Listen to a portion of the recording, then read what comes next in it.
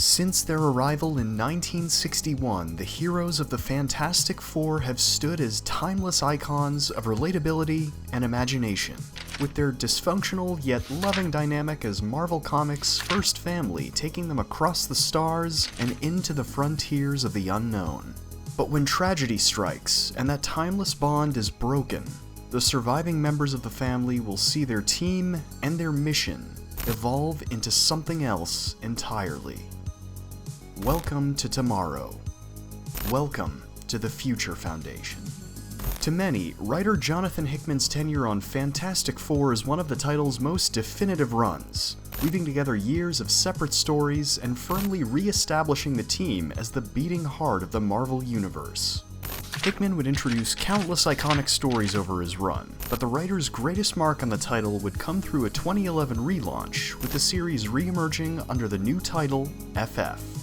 Following the team as they rebuild in the wake of an immense loss, the story acts as the through line for Hickman's vision of the Fantastic Four, digging deep into its characters and wresting cosmic, existential adventures atop a more grounded tale of grief and hope.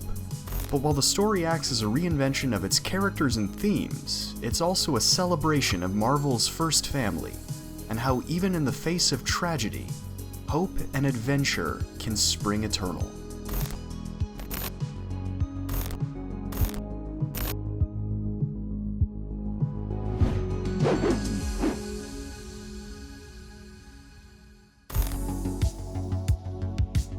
Arriving on Fantastic Four in 2009, Hickman saw a premise and a team desperately in need of a reinvention.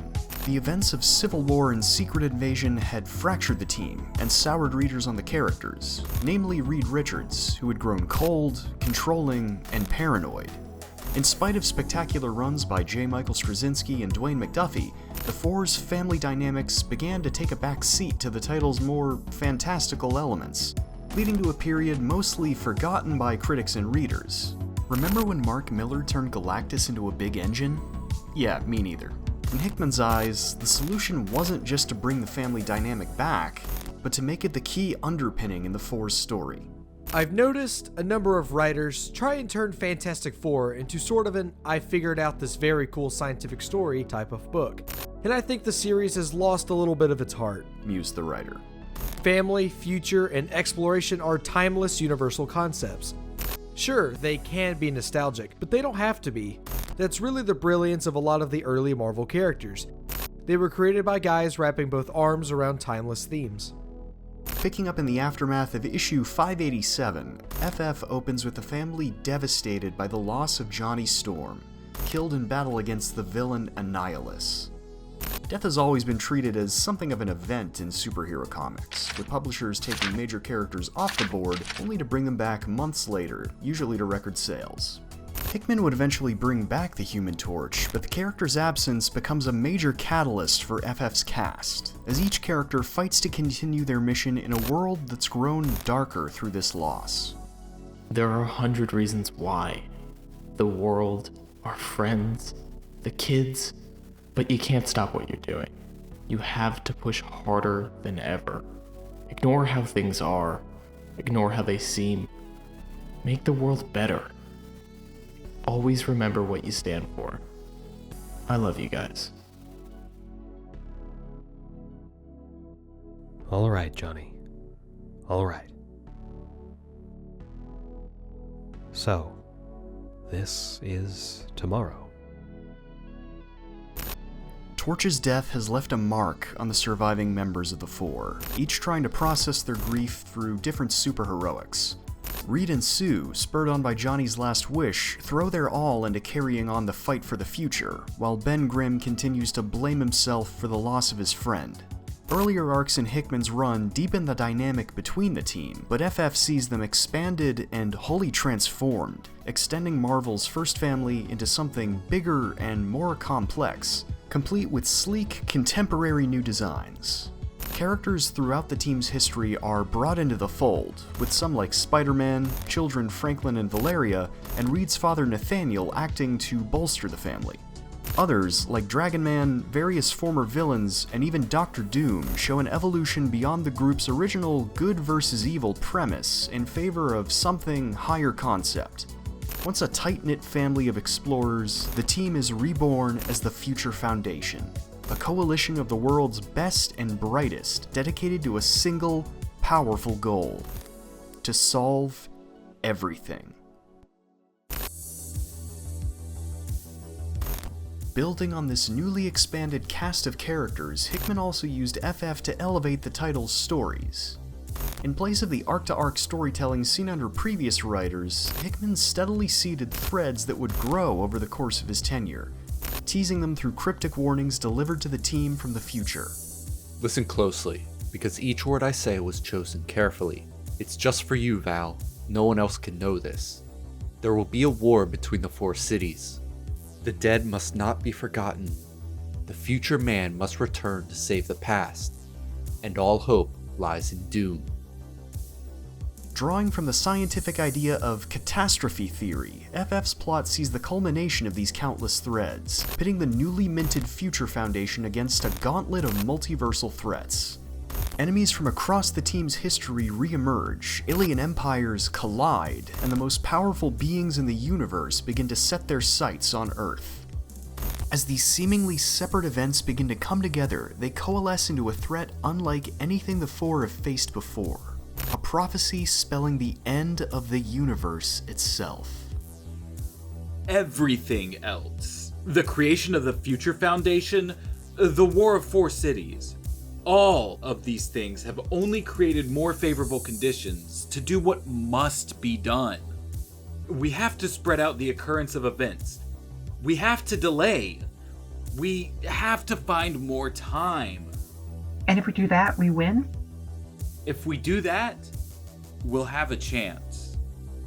The scale and creativity behind FF is staggering, but the greatest strength of the story lies in Hickman's ability to keep its spectacle tied to his core cast and their own personal journeys. Much like previous arcs, Hickman makes Reed Richards his primary lead in the story, continuing on his mission to solve his biggest challenge yet. The sheer enormity of what's to come hangs over Reed throughout the story, stretching him to his breaking point as he continually tries to outthink the inevitable. This sense of unease is built up even further over the course of the story, as Reed opens the team to uncertain alliances and increasingly desperate plans to stave off each new apocalypse. This expansion of the team also brings thrilling new character dynamics to the book, re-establishing the FF as an integral part of the Marvel Universe and deepening its core cast. Once the team's undisputed leader, Reed is given a new sense of emotional maturity through his father, family, and children, who push him to think beyond himself and balance his hope with a healthy dose of pragmatism. Spider-Man, a longtime friend of the four and no stranger to tragedy himself, plays an important part in the team's transformation, acting as a much-needed emotional and moral check. The bright young minds of the Future Foundation build even further on the family dynamic at the heart of the group, acting as the evolution of Reed's own approach to building a better tomorrow. However, the biggest new addition to the team comes through its oldest rival, whose decades of history with the family see him transformed into a key player in their new mission.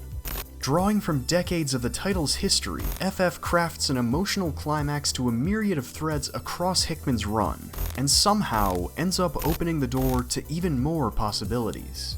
Even after the series' conclusion and return to Fantastic Four, the writer would continue to elevate these stories in titles set across the Marvel Universe and beyond. Something big had begun, and nothing would be the same again.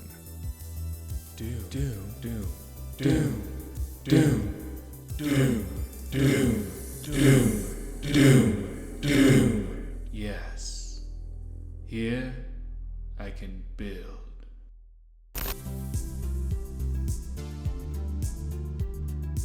Much like its plot, FF's presentation is the culmination of countless elements into a celebration of the team's history. Up until the relaunch, the title featured a stable of artists to keep up with deadlines, the most notable being Dale Eaglesham, whose art draws heavily from the retro-futurism and spectacle of Jack Kirby. While this approach continued through the book's relaunch, it feels much more focused in FF, with each artist deployed to a different corner of the story with a few notable exceptions. Greg Tocchini's sketchy, expressionist style lends itself perfectly to the alien worlds of the Kree and Inhumans. Nick Dragata's sleeker, caricature style leans into the book's more surreal, experimental elements. Barry Kitson and Mark Brooks add a softness and warmth to the title's more hopeful moments. But Hickman's primary collaborator on FF, Steve Epting, leaves the biggest mark on the book's human element. While Epting matches the scope and wonder Eaglesham brought to Fantastic Four, he also brings a decompressed approach to FF's storytelling, shown through a tighter focus on faces, expressive mood lighting through inks, and repeating panels that heighten moments of tension or levity. I said we need a backup. Yes, a backup. Yeah, exactly. I said we need a backup. Child, you are trying Doom's patience. I said we need a backup. Kristoff. Another key pillar in the title's presentation is its place in Hickman's larger saga on the Fantastic Four. Over his tenure, the writer would boil the team's struggles down to an eternal battle between hope and despair, with countless threads crisscrossing through stories across the saga. While this interlocking approach to narrative might be confusing for some, with some plot threads appearing or vanishing at random, like Johnny just popping back in post-relaunch, Hickman also manages to ground FF as its own standalone work, crafting a story that celebrates the hopeful resilience of the Richards family. They are the perfect family of an imperfect world, and they represent the hope of what could be, muses the writer. After all, what was it that made Reed choose his family when he should have chosen Utopia? What made Johnny sacrifice himself, and what brought him back? What broke an unbreakable Ben Grimm and then found a way to make him whole again? What made Susan strong enough to stand when the others fell? What made Nathaniel always come home? And what was it that made Val and Franklin sacrifice everything to save their father? It was love. Boundless, unconditional, to the end of time and back, lift you up from death itself, love. And what's not fantastic about that? Coming at the peak of Hickman's tenure, FF is both a reinvention and celebration of what made the Fantastic Four so timeless in the first place. It can be hard to look at the future with hope, but it's our friends and family that give us the strength to face it all and shape it into something truly fantastic. Hey everyone, thanks for checking out my video on FF. I've always been a fan of the Fantastic Four, and while I love all of Hickman's run, FF feels like the chapter with the most to say in my opinion. It's so chock full of big space battles and end-of-the-world stuff, but once all the dust settles, it becomes this fantastic love letter to the group as a family, and how even a tragedy can bring people together. If you liked this video, please feel free to like, comment, share, and subscribe. Every little bit helps the channel out a lot. Until next time, stay safe, stay healthy, and stay fantastic.